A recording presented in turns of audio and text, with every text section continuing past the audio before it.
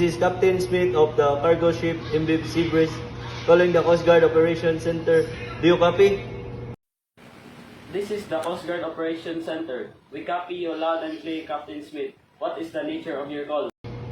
We have a medical emergency on board. One of our crew members, John Doe, has suffered a severe laceration to his leg and is bleeding heavily. He requires immediate medical attention. Understood, Captain. What is the current location of your vessel? We are currently 50 miles off the coast of Florida, heading north. Roger that. We are dispatching a medevac helicopter to your coordinates immediately.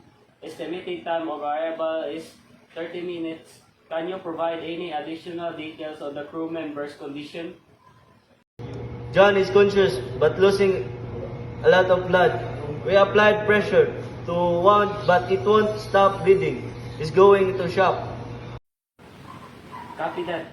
Instructor, your crew to continue applying pressure and keep the patient warm and elevated until the medevac arrives. Do you have any should be aware of? Yes, we're also dealing with a staffing shortage. Two of our engineers have come down with a flu and are unable to perform their duties. I am concerned about maintaining full operation with a reduced crew. Understood.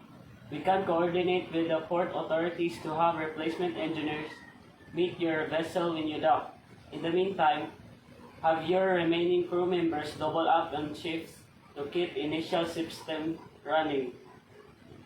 Appreciate that, Coast Guard. We'll do our best to manage until help arrives. MV Seabreeze out.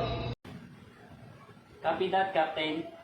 Coast Guard out. Medevac on your route to your position.